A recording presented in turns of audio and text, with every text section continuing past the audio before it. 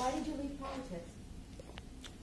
Well, I mean, this is a crazy story. I'm master in biology. That's my passion and my real education. And both of my parents were journalists, and I wasn't really meant to be the politician ever. And I entered politics when I was 19 as a member of the Serbian Opposition Democratic Party. At that point, led by Zoran Đinđić, a very prominent guy who became the first democratically elected prime minister after the revolution. So at that point,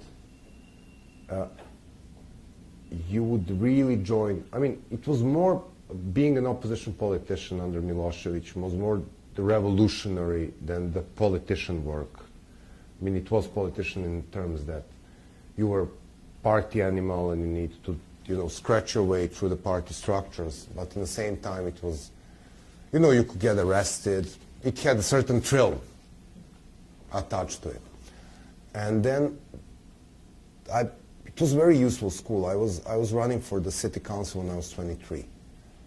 And I got my seat on 11,000 voter electoral unit, which is and you really need to shake hands and do stuff because these are not the list elections. These are elections by name.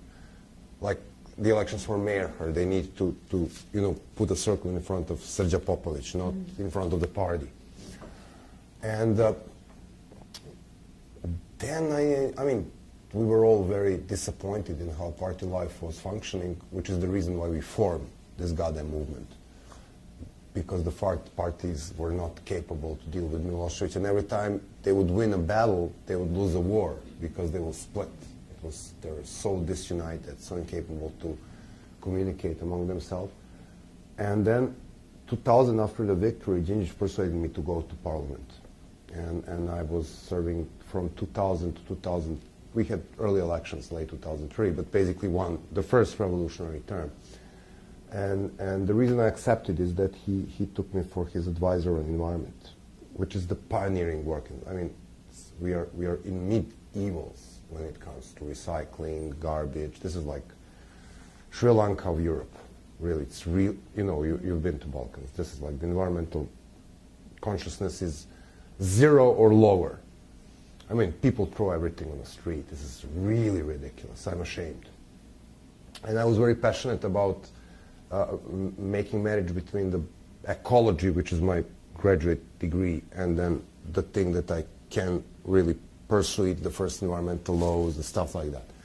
And that was my big passion. And 2003, Đinđić was assassinated by a sad mix of former secret police guys and organized crime guys in front of the government.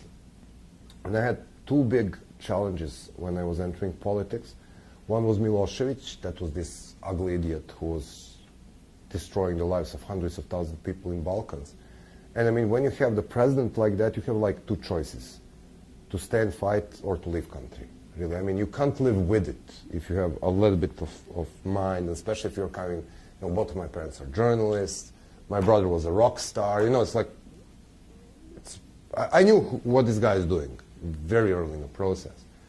And then the second one was Đinđić. He was the great reformer. He had a great energy, and he was really one guy. I mean, the country like Serbia gets a guy like Đinđić once in a generation. Like once in a 50 year, if you're lucky, you get a leader like him. And we normally kill these people. This is what Serbs do. We expel them, we proclaim them for traitors, or we kill them. This is what we do to our reformers. Đinđić was dead, Milosevic was in Hague in 2003, and we started getting invitations from people from Zimbabwe and Belarus who thought they can learn something from us. That was far the bigger challenge than, it's basically sitting in the parliament and pressing the green button if you're a ruling party MP, or the red button if you are the opposition party MP. That goes very far from my idea of the challenging work.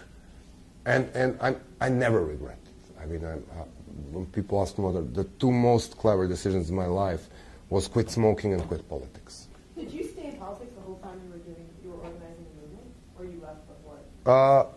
Well, I was a member of the party, but I was very active in the party 1996, 1997, and then when we formed the movement 1998, I used my personal relationship with Djindjic. What was happening in Serbia, you will watch Bringing Down the Dictator tomorrow. Slobo is going to give you the movie tomorrow. I'm going to give you Al Jazeera movie today, so we'll do a little bit of movies. And so when you watch it, you will see that this is from the point of strategy of the movement, which is exactly what we want to talk about today.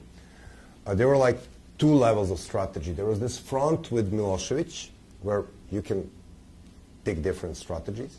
And we'll see how, for example, the Serbian strategy differs from the Egyptian strategy, because we had kind of the electoral democracy in terms of that people could vote, but then somebody will steal their vote. So this strategy was very, very realistic. And we say, okay, here is this guy, he needs to call for the elections to renew his legitimacy. And this is when it is going to happen. So he can win about 1.7 up to 2 million votes. And he can steal not more than 200,000 or 300,000, because we will organize 30,000 people to monitor every single voting place. And even with stealing 300,000 votes, this is how much he can get. So we need to get a little bit more. So what is going, first the question, how the hell we will get more than 2 million? Opposition was split, so we need to unite the opposition. So we had like 3 wars going on in Serbia. One was war between the movement and Milosevic. The other one was putting an effort on the opposition to be together. Because we understood the only way to win is to make this a referendum, not elections. If we make people voting before, for or against Milosevic, then we are winning. If we make people voting between Milosevic and 3 weak opposition candidates, we are losing. We knew that game because it has happened over and over. And then we knew we need to have an independent vote count. We need to proclaim the victory before they come out with electoral results. So we prepared a whole celebration.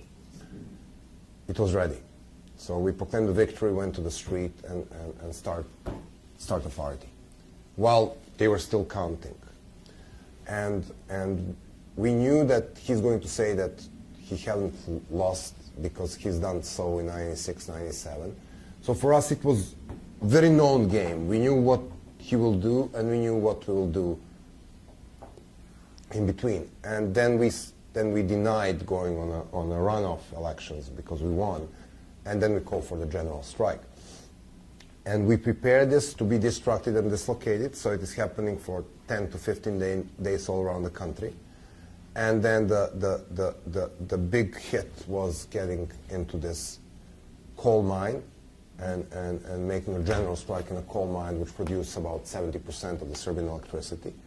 So we really know we can paralyze the country. It was the matter of days while the complete country will stop. And it was really widespread. We are talking about maybe 50-60% of overall people employed everywhere who were ready to go on a strike. I mean, because the guy stole 2 million votes. And that's the big problem when you look at this big post-election crisis. The reason why you have all of these revolutions after fraudulent vote is, as we were mentioning the first day, the nonviolent struggle become a C when they become personal. So what is really happening is that you voted for this guy, you voted for Obama, or you voted for Romney. But that doesn't really matter. If the United States of America mess with your vote, it's not between you and the state. This has nothing to do with your political affiliation. This is like robbing your wallet. You know, this becomes very personal. And so we knew that the stolen elections would be a powerful trigger, and we prepared for this trigger. And then the only thing we didn't have in a variable is what is going to happen when he understands that it is a game over.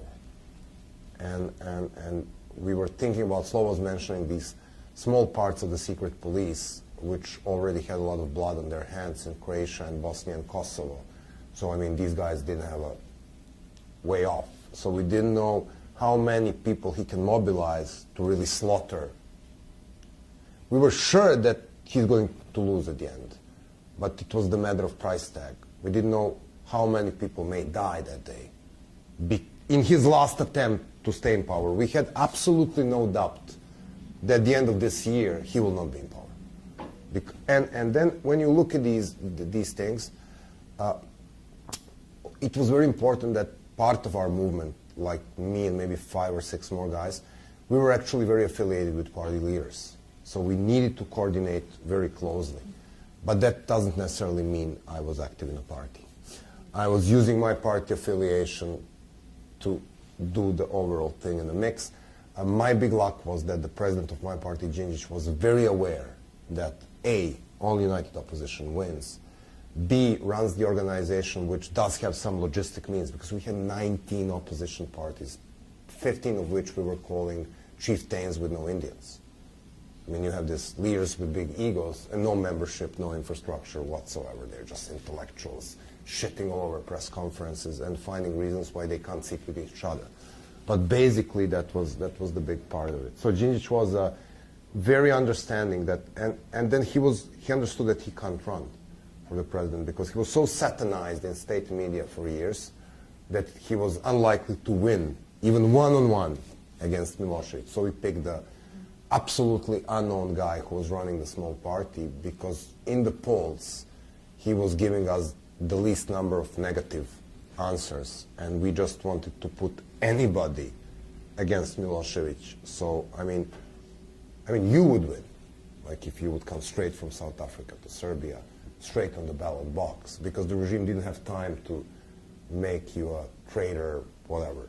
So you would win. You would be ideal candidate for this referendum because nobody would actually vote for you. People will vote for you to say no. We will win on the elections, and if he doesn't recognize the elections, we will do the general strike. What are your strategies? We will unite the opposition, cover the election boxes, go and take 200,000 or 300,000 people more on votes, because this is how much he can steal, so we need to balance these numbers, and then proclaim the general strike. What are the means to do it?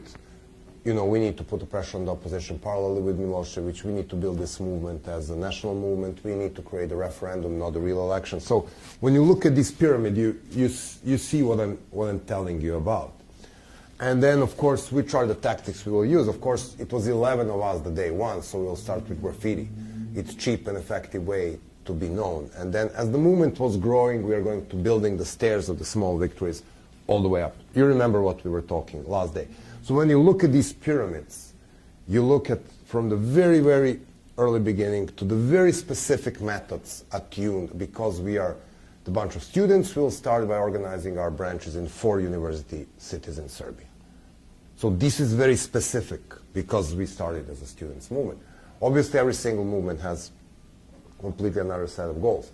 But basically what you do is that you're building your movement in 2 ways. You need to start small, but you need to dream big. So you need to have a plan what you wanted to achieve from the very beginning, and then you start doing like really, really little things, and then you grow your movement, and you'll see how these things fit in the plan. Yes? Would you build it from the top down? You start off with your grand strategy, and then work on your tactics, but you start from the... In ideal world, you will do it that way. And the only 2 movements I've ever met who were doing this in ideal world were Serbs, and their ideal and Egyptians. The Serbian ideal world was coming from the fact that we tried all of this stuff for 8 years and failed.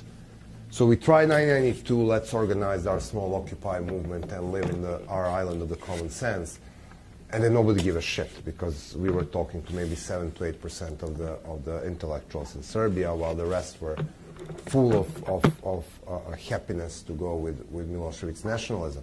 And then we tried united opposition, winning on the local elections, and prolonged protests, 96, 97.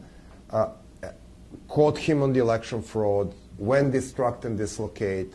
So 96, 97, we learned a big lesson. We can win, and we can even save the victory, but then the opposition split, 96, 97. So understand that this united opposition will be the part of problem. So we need to put equal pressure on the reason why we had this strategy was that Serbs never listened to their teachers. They need to learn every single thing ourselves. But then once we learn well, because we tried it on our own skin. So the reason why we had this plan actually didn't come like something, okay, it's 11 of us, we're very clever guys, let's brainstorm. how the hell we will get rid of Milosevic. But throughout the years, we understood that we will never win by being disunited, that he can capably disengage every single leader of the opposition to run against him, so it must be the referendum. You understand? So, I mean, the thing we have the comprehensive plan in 1998 was that we try all the things from 1982.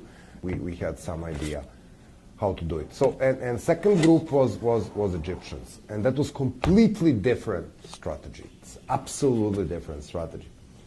When we met with April 6 people they came to Belgrade in July 2009, sorry. It was 2 years, and that was the time when everybody would say, oh, this will never happen in Egypt, you know. Mubarak is there forever. It's a deep state. The people have a habit of obeying the military. It's military running the show forever. Military controls the business. You know, when you look at the pillar structure in Egypt, and then on the top of it, it's the biggest US ally in the Middle East. So you guys are feeding this military with endless amounts of money, 1.6 billion every year, blah, blah, blah. I mean, when you ask Egypt, people say, wow, this is never good. It's like, and then we met with a group of the young people, and then here I am sitting in this classroom, listening to the 23-year-old machine engineering student from Cairo. He was 23 at the time. And he said, listen, this is our pillar analysis. These are the most important pillar in Egypt. And we need to work on 3 of them. We need to dismantle police because people hate police. We need to persuade military that it is in their own interest to get rid of Mubarak. And we need to persuade the international community that is not going to be Tehran. 23-year-old guy is telling me this on the workshop. And you're like, you know, this guy knows what he's talking about. And then, step by step, this is exactly what they've done. And then they say, our momentum will be transition. Transition will probably be August 2011. And we are talking, we are in Belgrade, and it's 2009. And no Tunisias of this world have ever happened. So this is going to happen in 2011 because Mubarak intends to leave Egypt to his son Gamal. And this is the exact moment to hit. Why? Because the military hates Gamal. He doesn't have any military record. The business community hates Gamal because he comes with his own business community to overtake the business as usual for these guys who are already having their things. And then the people of Egypt, they have been under pharaohs for a reasonable amount of time, and they don't like this father to son. They will not swallow this thing. They will feel like sheep. And dignity is a big thing in Egypt. And then Tunisia happened because they were pissed off that their younger brother, Tunisia, have successfully done it. That was the trigger and this is why they've done it in 15 days. And they were looking at the pillars. And when you look at how they were dealing, it's like from day one, they would go in the military and they would put the kids on tanks. But they would fight with the police. So they wanted police to be withdrawn from the street so they can make a happy marriage with the military without the police. From day one, when you look at the people who were in the front ranks of the demonstration, you'll see secular, cool, young boys and girls. Why? Because this is what was broadcasted in Fox and CNN to persuade Americans that if Mubarak falls, it won't be Tehran. So, fantastic. Fantastic. This is from the point of strategy. I was watching 19 Days as the history is happening on the TV. And I mean, you know, knowing the guys who were doing this I was absolutely fascinated with the amount of understanding of this theory. And even better, they organized they organized a training for 5,000 people in this. Like, the training chain was going. He was training the trainers, and then the trainers would go to provinces, and then the people would be. It's like this pyramid from bottom up. So they had people who had completely trained in nonviolent discipline. They understood completely why they don't need to attack the police. And you will see it's like this Al Jazeera clip with which we started the day is going to be, you will see how people are facing the police and then they kneel down and they start praying in front of the police. And in Islam world, you pay respect by turning back to them. You don't watch them while they're praying. And then they will wait a second for police to turn the back, and then they will just outrun the police. And then you will see these people standing as idiots with their shields, and they don't know what to do. It's like they had trained people in tremendous amount of tactics. And they've done this in a conditions of harsh oppression, 100% surveillance. This is, Mubarak's Egypt was really serious security apparatus state. Really, Mahabharat. This is real, serious machinery. This is no joke. This is a serious thing. And then when you look at these things, these were completely different strategy aims. And you can see some tactics overlap, but the strategy was completely different. So what I wanted to do from this point of view is for you to understand that there are different means to get to the point. And even sometimes the tactics look the same, and tactics are very seductive because they take all the media. The strategy is very different. And then Mubarak made at least 3 very stupid mistakes in this story. First big mistake, he went into this. He engaged with the protesters, with the police, day 1 or 2, and when you're beating people and mutilating people, that's only adding the fuel to the fire.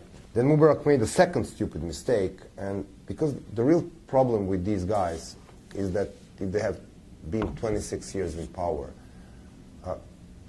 you're too young to remember the record. You know this plastic thing? The music was once played from a beautiful plastic things we call records.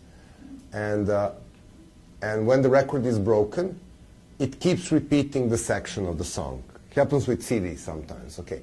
So for Mubarak, it was only one song. It's stability, stability, stability, stability. It's a very similar song that the Pinochet was singing in Chile. It's me or chaos, me or chaos, me or chaos, me or chaos. It's like a broken record.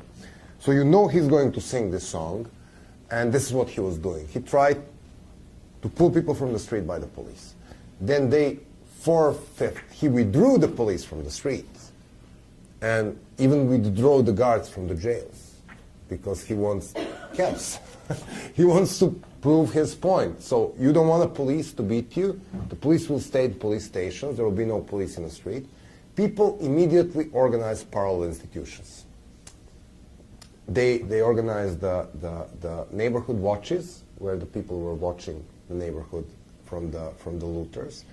They even were arresting people who were looting the stores and breaking the cars and giving them to the military. They organized the checkpoints.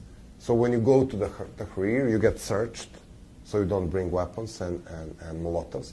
And they even organized the female searching female part of the show, because it's a big deal in this society. So I mean, they were capable to prove that, it's not your chaos. I mean, we don't even need you to maintain law and order. I mean, we can do it without you. And this is where he loses a lot of credibility. Because you must be an idiot to withdraw the police from the streets. I mean, it's like you must be loving your goddamn throne more than you love Egypt. And that was really a big game change. And then he made his stupid things with sending his supporters to attack in this camel fight last few days. But that was, he was going already. I mean, the military was half persuaded that he's going. And then you see these iconic pictures. So when you look at the good selection of strategy and tactics, and then you have a Tahrir, and then the Muslims are praying, and then you have the chain of Christians guarding them around the fence. And of course it's all broadcasted on BBC and CNN. And then another day, they found 2 young Copts, and they organized the Coptic wedding on Tahrir Square, cheered by thousands of Muslims. And then, the people here and the people in Europe are watching this and say, no, I mean, it's not very likely that it's going to end like Tehran, definitely. I mean, we don't see Ayatollahs preaching. It's like... And then at the end of the day, they somehow persuaded Obama a bit too little, a bit too late, but, you know, to withdraw his support from Mubarak. And there was a huge fight here in National Security Council. Huge. There's a very nice, there was an insider talking to, I think, Wall Street Journal about this last few days of Mubarak and how they didn't really apply.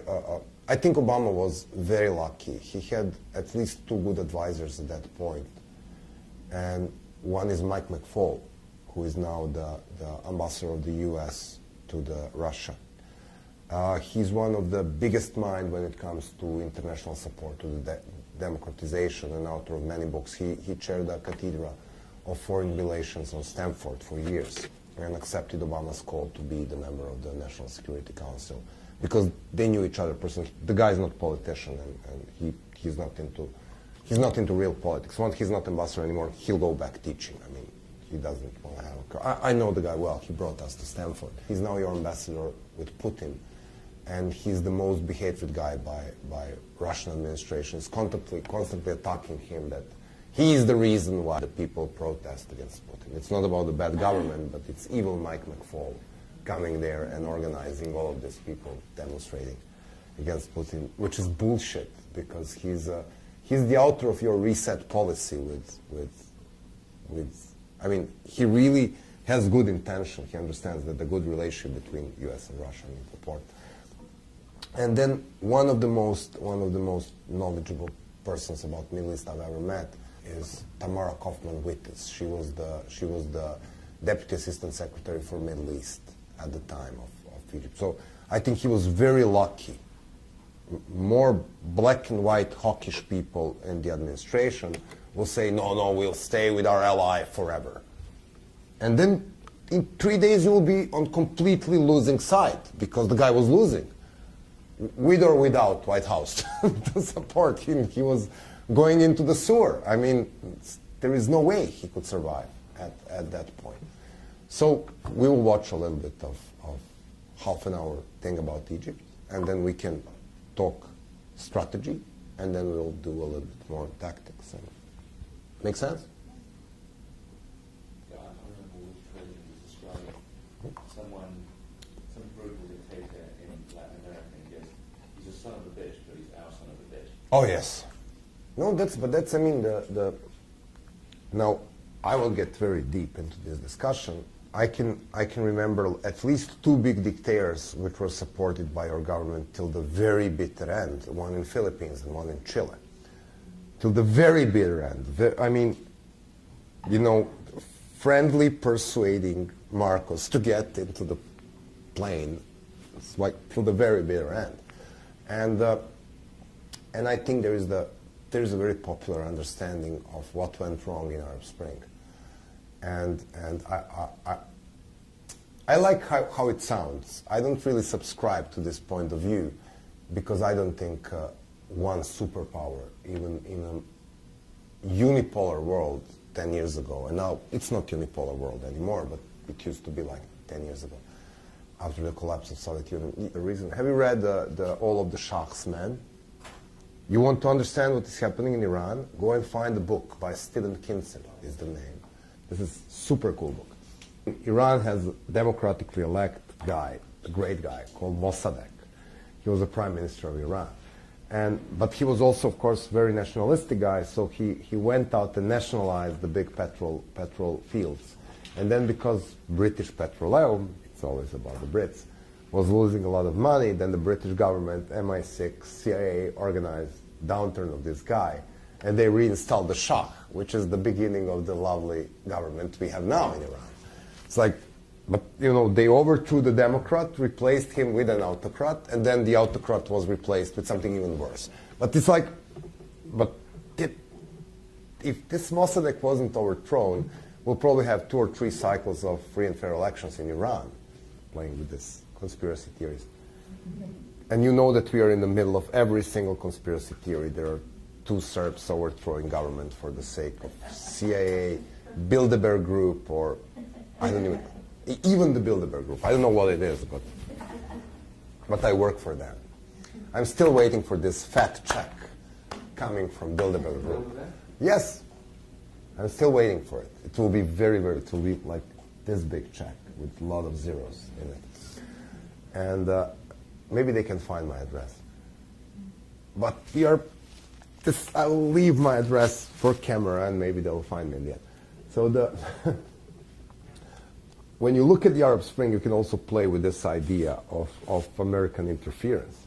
So the Tunisia happened, and there is this fantastic way of the idea that if people protest around bread and butter issues and challenge government on the basically non-violent field, I mean, they burned a few cars, but not mix with armed movement. This Tunisian movement was largely non-violent, and it was aimed to be non-violent. There was nobody advocating the idea that maybe we should take AK-47 or whatsoever. And then Egypt took it from Tunisia and done it successfully in a non-violent way. And then it will start spreading all over the neighborhood because Egypt was this big brother. And then in Bahrain, the government says, okay, we can't deal with this, we'll invite Saudis. And then the Saudis went in with the amen from American administration because the Sixth Fleet is in Bahrain. And then the Saudis crashed down this uprising in Bahrain, and it's a stalemate. And then Gaddafi took it from there and said, I mean, if these Bahraini guys can crash their opposition, I can crash my opposition in Benghazi. And then he will start crashing his opposition in Benghazi. And then the international community intervened, and Gaddafi was dead and killed. How do you see Syria ending? What do you think about it?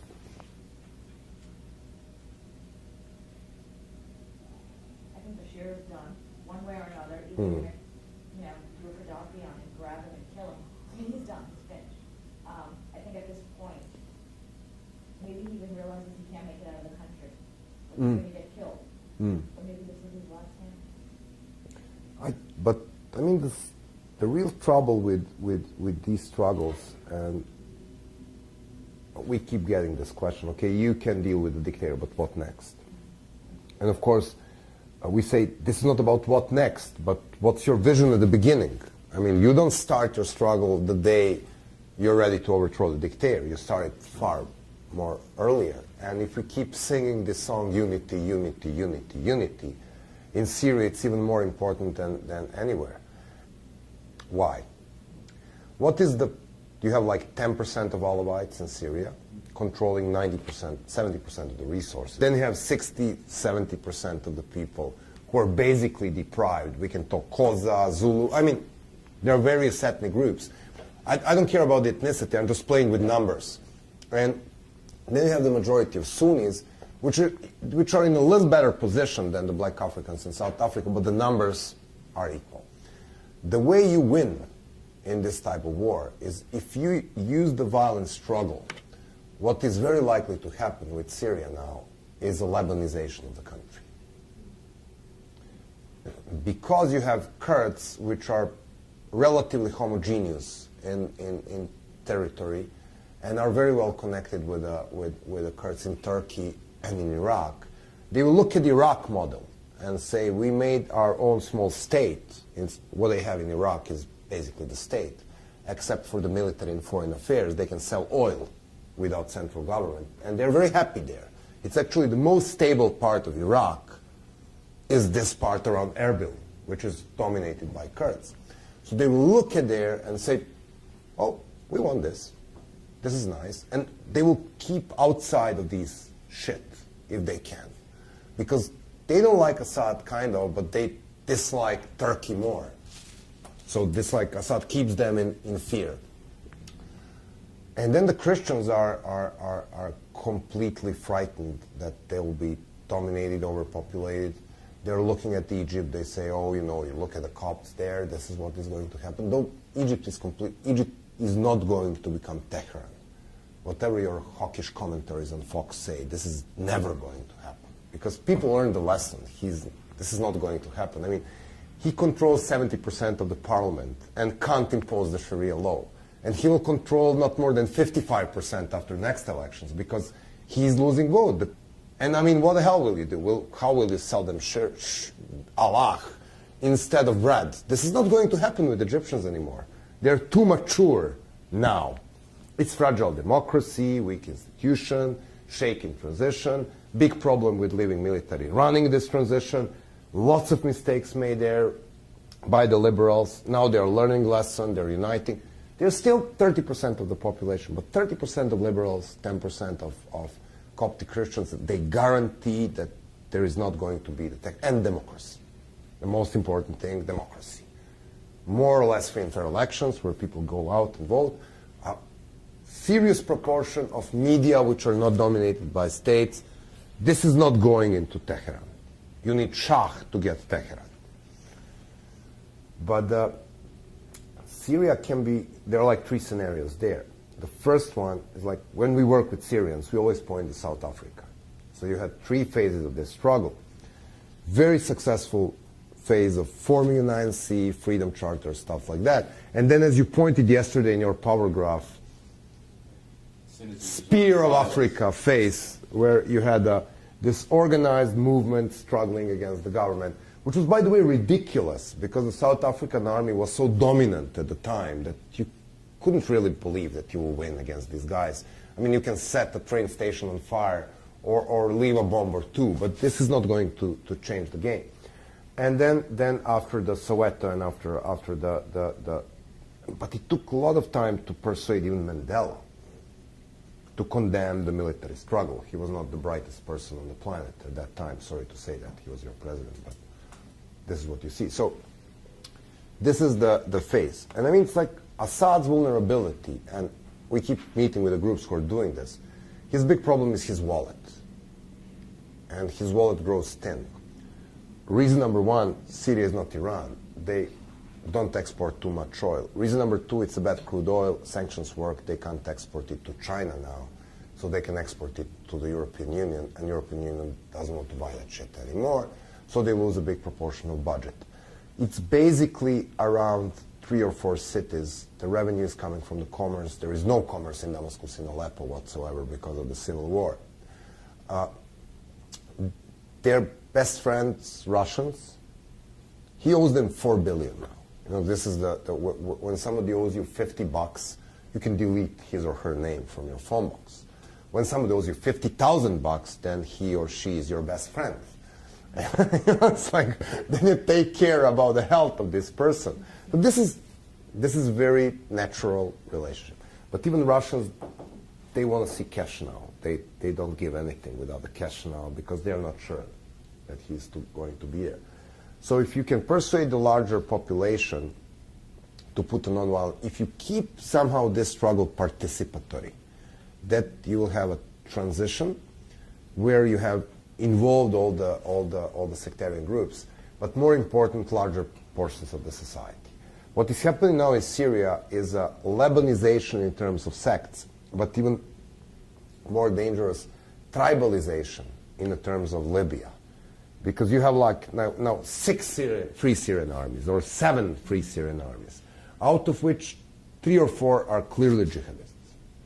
So now these guys are taking the show. And your best friend Saudis are keep arming them.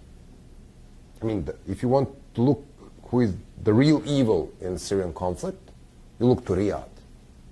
This is where the arms for the worst groups in Syrian conflict is coming from Riyadh. The Saudis keep arming these guys. If you leave rebels to rape and kill Assad on the street, which will eventually happen because he's losing this game, then it's very likely that you have 3 Syrias or 4 Syrias, or it's like Balkan scenario of these parts falling apart. But in both cases, this is very sad story because it's a great country, and because we work with Syrian opposition for quite a amount of time, you can't imagine how brilliantly brave, organized, fantastically inspiring these people are. They're absolutely fantastic. I mean, it's like, my heart is tearing apart to see what is happening in this country, really. Because I know the people. So once you know the people, it's different. I mean, when you see it on the TV, This is one thing. And then when you talk to the people and hear stories, this is completely another thing. They could literally sit here with us and you wouldn't know who is Syrian. Really, they're bright, clever, educated, fantastic people. They're so, and they have the history of opposing one of the most repressive regimes in the world, and they do it bravely. Let's watch some Egypt. When Tunisia started in December, I got a call from London, and that was a British producer working for Al Jazeera English, and very bright woman. And she called me and I was meeting some people you know from Tunisia, and they told me that you work with these guys, and I'm very interested in what is going to happen. And if you look at Egypt, where do you see chance? And Egypt was not even on the agenda. I mean, it's like nobody was expecting that. There were still minor problems in Tunisia, in the world of the big media. It's like the protests in Tunisia. These were the titles in the newspapers, in the Western press. And then Caroline Pear is the name of the person. Very, very good producer. She was rewarded many times for her TV features. And then I said, listen, if something happens in Tunisia, it will happen around two groups. One is April 6th, another one is Kafaya. I can put you in touch with these people, but I don't have an idea whether or not they would like to speak for camera because they live in Mubarak's Egypt. So, I mean, it's up to you to persuade them. And she said, okay. And somehow she found a journalist who was crazy enough to go inside the movement. So what you're going to see now is this got, how do you call this? It's not Peabody. Is it Grammy, Emmy? What's for TV? For TV, it's an Emmy. This is Emmy. Emmy Award winning? This is Emmy Award winning half-an-hour thing, which came to this world because somebody was crazy enough to be with this guy, even arrested with these guys. She even was jailed. And this starts, and this was broadcasted 2 days before Mubarak stepped down. So it ends with the Mubarak saying he's not going to step down. I mean, this is the part of the history he covers. Of course, you know what happened next. So I mean, you'll see some of my good friends like Mohammed Adel. But what I would love you to look at and what we can discuss later is this strategy, unity, nonviolent discipline, tactics, because it's all there. Okay? Lights off. Watching the movies. Hello everyone, this is People in Power, and I'm Summer Al-Shahad. On today's program, Egypt's Seeds of Change. يوم تعتبر اكبر بكثير من يوم ال 25 لان الحشد كبير جدا على الانترنت وعلى الرسائل وحتى الناس في الشارع بتتكلم بصوره كبيره. It's widely accepted that the spark for the recent dramatic events in Egypt came from last month's uprising in Tunisia. If people power could bring down one despotic regime, so the thinking went, then perhaps it could do the same elsewhere. Many of the necessary conditions were already in place. Public fury at years of political repression, an economy that rewarded a corrupt elite and kept a majority in poverty, and widespread loathing for a leader clinging to office. But could Egyptians be persuaded to overcome 30 years of fear and apathy and take to the streets? Well, it's no accident that that question was answered emphatically. Over the first remarkable 10 days of the protest, People in Power filmed exclusively and behind the scenes with a core group of young activists from the April 6th opposition movement. As Elizabeth Jones reveals, they had spent many months planning and organising for these momentous times, even taking lessons from other revolutions about how to mobilise popular support. They say it's been a leaderless revolution, but somewhere in the side streets of Cairo, there are leaders, and they're planning. وفي الاخر الناس كلها بتتكلم على الشباب ومفيش جهه مصنعه على الشباب غيرنا، المفروض يكون احنا الفتره الجايه والفتره الحاليه احنا الممثلين واحنا اللي بنتكلم عن مطالب الشباب. اليوم عدم ترشح مبارك وابنه عدم ترشح مبارك وابنه اللي هو يعني مش اصلاحات يعني اجراءات فوريه مع وعد عدم ترشح مبارك وابنه حل مجلس الشعب، قانون الطوارئ، قانون شؤون الاحزاب، اصلاحات دستوريه وسياسيه علميه، يعني مش هنتكلم بقى ايه هو انا وعدكم ان احنا هنعمل الفتره الجايه، لا دلوقتي. Ahmed Maher is the leader of this April 6th youth movement, the main instigator of this revolution, and the one to whom they turn. لان في ناس بتتصل تقول انا مش قادر انزل انا حصل في البلد. السويس في مصنع كبير يعني هناك اعلن اضراب عن العمل لحد ما مبارك يمشي. لو قدرنا نوصل الكلام ده لاضراب في المحله واضراب كمان رفع السيارات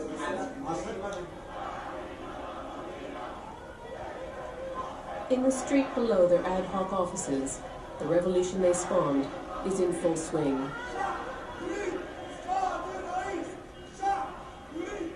April 6th and their charismatic leaders have been directing the uprising from the start. They've brought a sense of freedom and unity to the streets of Egypt.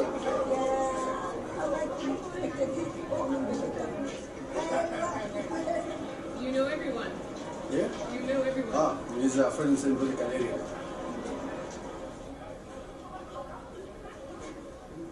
The fact they've brought the aging president to the brink of departure is almost unbelievable. They're excited at the prospect of change after 30 years. There's almost a carnival atmosphere, but this is not a spontaneous uprising.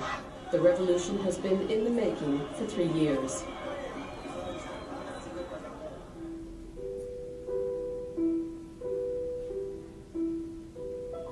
It was at a textile strike in 2008 that the April 6th youth movement was born.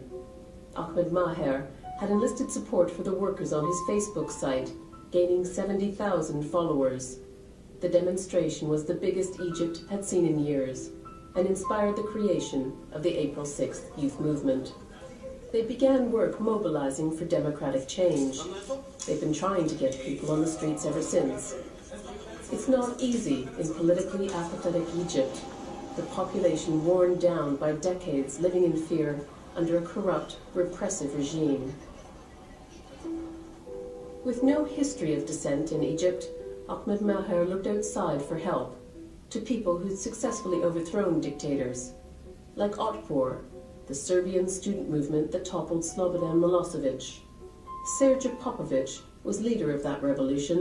He shared his first-hand experience with April 6th.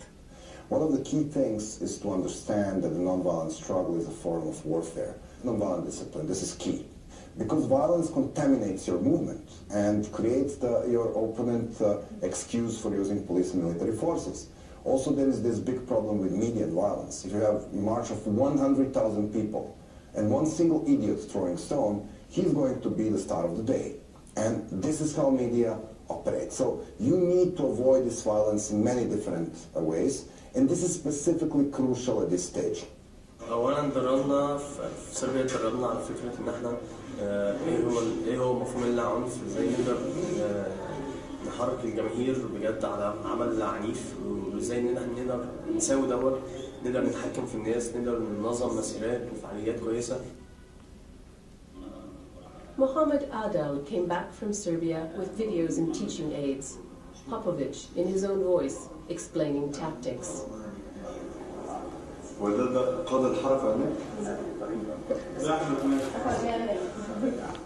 The keys to success are unity, discipline, and planning. Keep people engaged with chants and slogans, and be clear in your aims. It appears to work.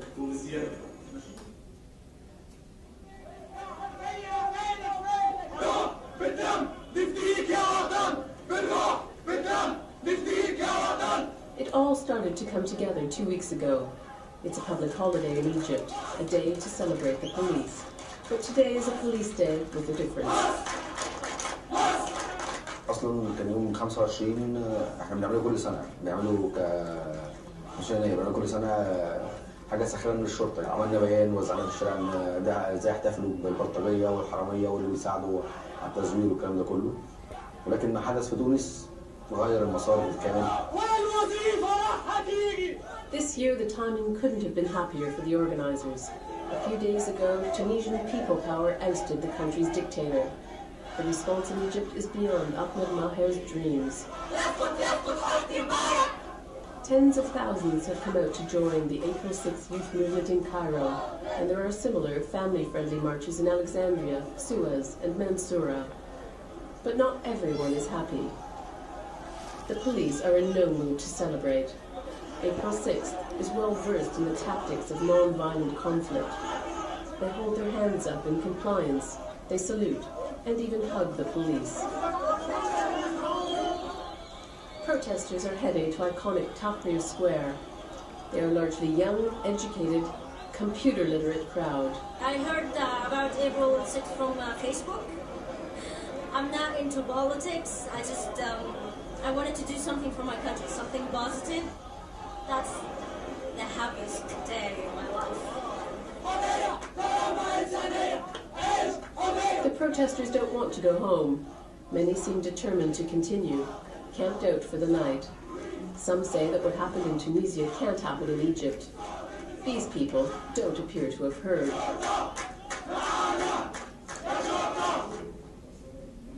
April 6th has scrambled to set up the secret headquarters, a nerve center for what they are starting to call the revolution. It's a borrowed office, and it's rapidly turning into an operation room for something bigger than even they could have hoped for. مصر قديمة بعد فضل الجمعة. دلوقتي خلاص مفيش حاجة دلوقتي يعني أقرب حاجة ليك مصر قديمة، جامع عمرو في مصر قديمة. Ahmed Maher is coordinating his people, conscious of the responsibility on his shoulders. آخر نهار أو على آخر يوم النهارده مثلا بالليل كده بكون قلت لك.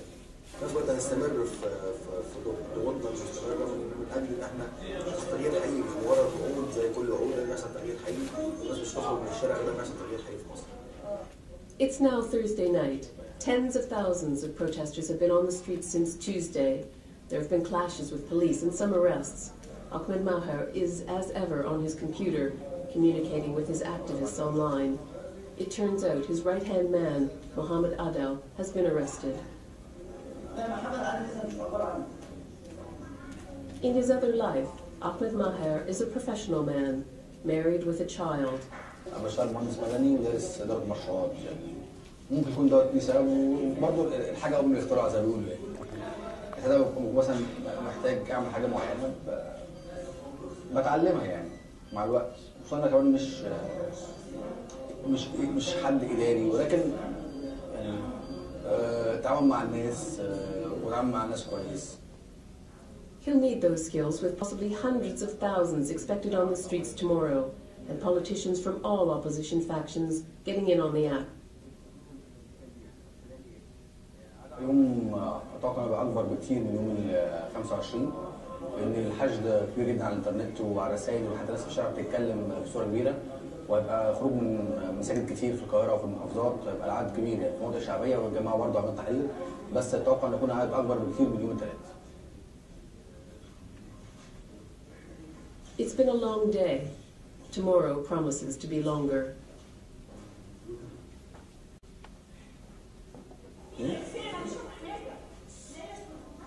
Friday dawns. They're calling it the Day of Rage. Mohammed Adel has been freed overnight. He's drafting a press release with Islam Luka.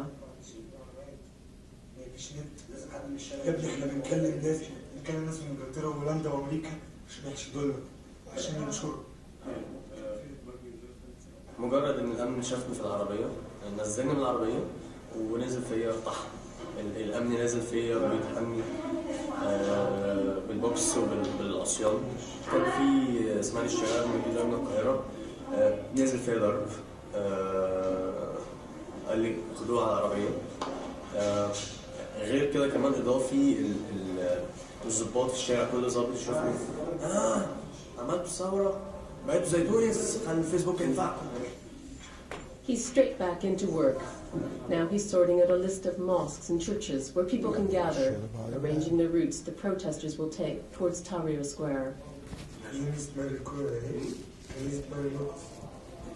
Maher's plan is that after Friday prayers across the capital, marchers will converge on Tahrir Square.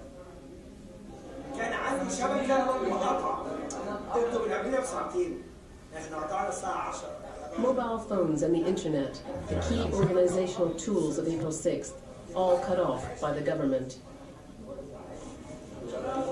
They're going prepared in case of attack. There are guidelines on what to wear and how to act in the streets. They go in groups of 4 or 5. They don't wear April 6 insignia.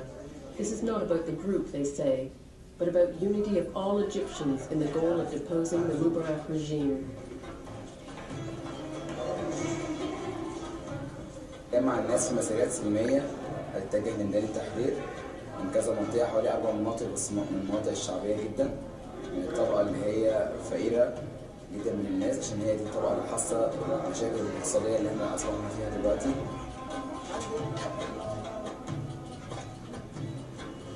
They are heading to Abbasia, a neighborhood in the north of Cairo. After the unexpected success of Tuesday's rally, their ambition is to get 1 million people out on the square today. Everyone in the movement has their job. This group is responsible for marshalling support in this district and getting people into the square. لما نوصل للميدان في فريق تاني اللي هو هيبقى مسؤول عن تظبيط الميدان من كذا حاجة. أول حاجة مكان الإسعافات الأولية لازم يكون متأمن كويس ويأمن الناس ويرشدهم على أي حاجة هم محتاجينها، الأكل، المية، الحاجات دي كلها، البروتين.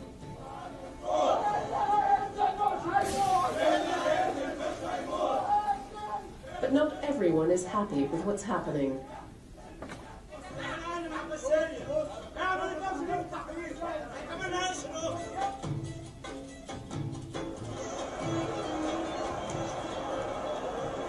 In Tahrir Square, other April 6 groups are already at work.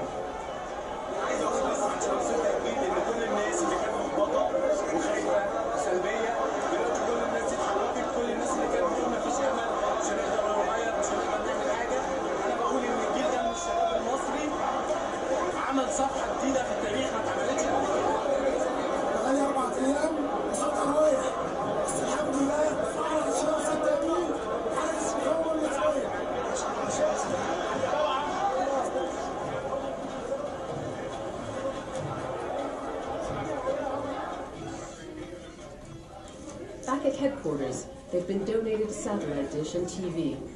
With rumors abounding, the only way to get any information is via satellite TV news. Now Baradei and his followers, they are being treated in Giza Square, and some news about 4,000 soldiers from the army are in the streets, now in the main squares in the streets. We don't know exactly, is it right or wrong, because no way to communicate with anybody.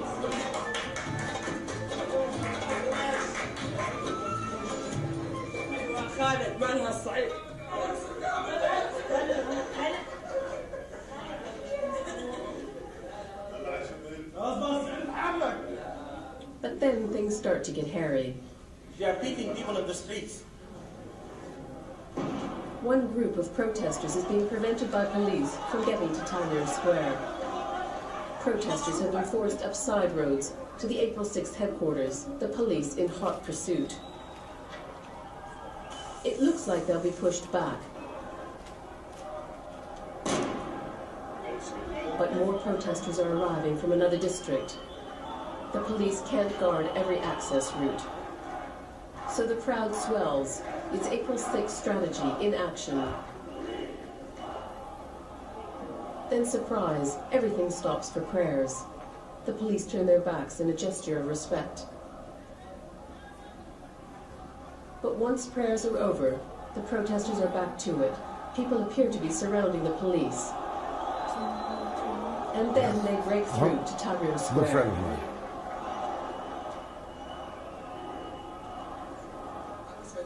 Already, people are arriving from the streets to make use of the makeshift clinic April 6th has set up. التحرير مدين للأمن عودة سخنة جدا. قال لك زادوا عن 20,000 كمان. وبعدين لما نروح ما نروحش تجمعات، اتنينات كده مع بعض. بس لو احنا رايحين بقى الناس حضراتكم جهزوا لنا حاجات زي كده. خلي بقى بصوا وشوفوا اللي انتوا عندكم ايه، الدنيا تحت بيطلبوا حاجات غريبه.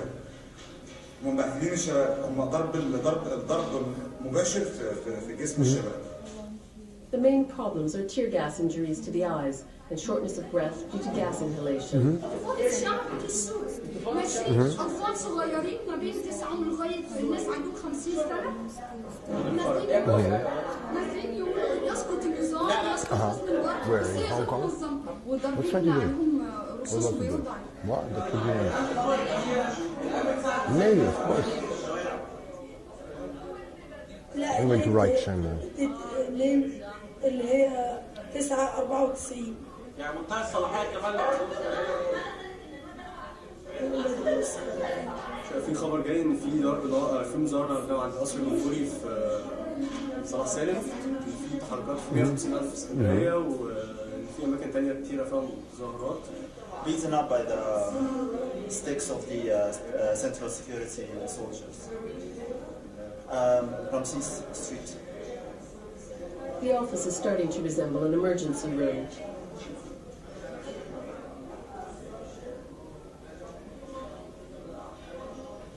Our aim is democracy and freedom for this country, and it's great to see that now all the people had managed to get rid of the excessive fear and loss of hope that had always crippled them for years from actually standing up for their rights. Now they have hope, and now they don't have fear any longer, and they can stand in front of this brutal force. People are recounting details from all across town. مفيش كنيسة اللي بيقولوا بيحموا الكنائس مفيش كنيسة ايوه ما عنديش قصد بس المكان مفتوح محدش دخل حزب الوطن السيدة زينب الاسم مفيش حاجة الاسم ده مش Despite the excitement, the day ends on a bad note when police are withdrawn from the streets and looting starts. اولا ان الكلام ده بنسال ان احنا الناس دي مش ثوره مظاهره تخريب وعنف وسرقه بس الناس حاجه جميله جدا يكون في تحمي المحلات والشوارع في كل المناطق اي حد كان بيسمع حاجه كان بيتمسك كان في لجان شعبيه بيعملوا لجان بتتقسم على الشوارع بيحموا المناطق بيحموا الناس بيحموا المحلات. That night, they watched the reports of the events they put in train. The ruling party headquarters is on fire. It's confirmed the army is on the streets, and the police have been completely withdrawn. The protesters are delighted to see the back of the police and their brutality. They hope the army will stop the violence.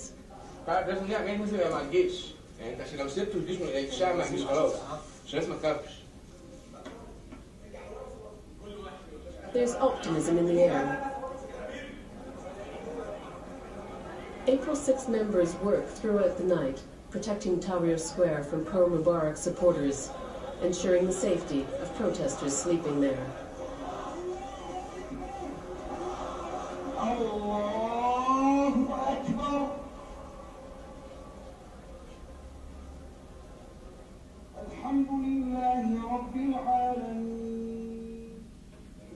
It's just 6 days since Ahmed Maher first inspired his supporters to come out for that Police Day protest.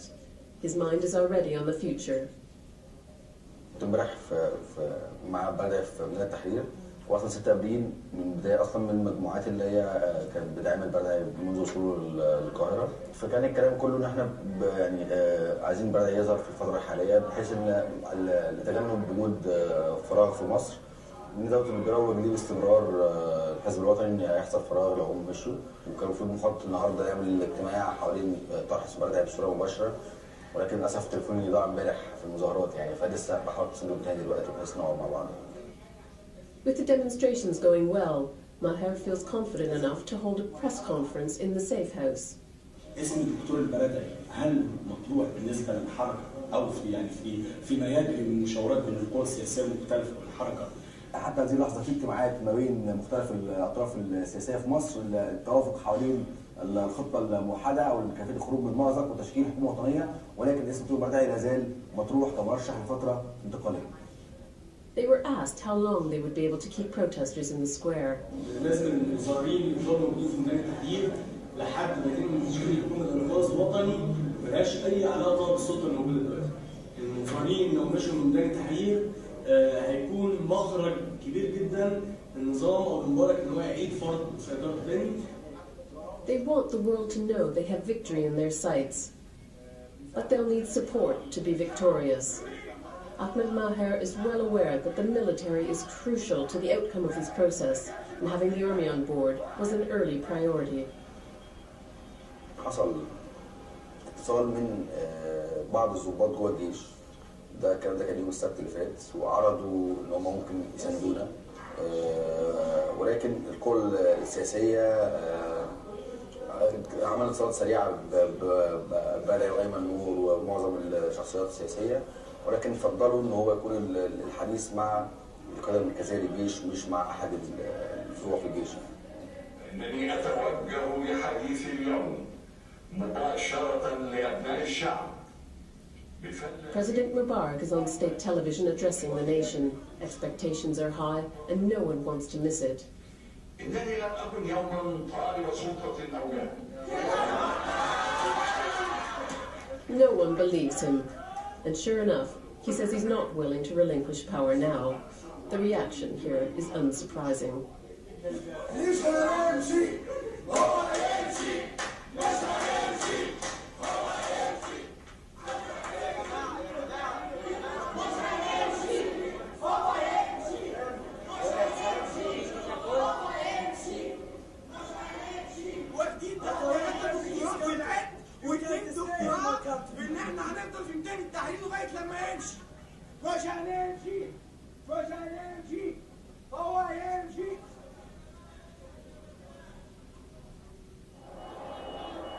The next day, thousands of pro-Mubarak supporters flood into Tahrir Square, and running battles ensue.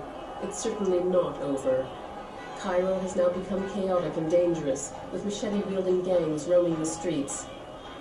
Then the military police raid the April 6 headquarters. Later, pictures appeared on the internet of the trashed offices. I was in the street outside and detained for a few hours. Ahmed Maher was in the square. But the 15 activists who were inside at the time were arrested and taken away. Among them, Amar, Amal, and Khaled.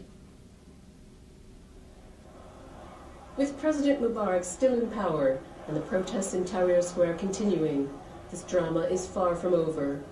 But whatever the final outcome, the young activists who brought it about have achieved near miracles. They've woken their countrymen and women from years of apathy and fear. Egypt will never be the same again. The 3 detained activists mentioned at the end of that film, Amir Ali, Ahmad Sharaf and Khaled Ali, have now been released. That's it for this edition of People and Power. If you'd like to comment on this episode or any other matter, we'd love to hear from you on aljazeera.net/English. Until next time, bye-bye.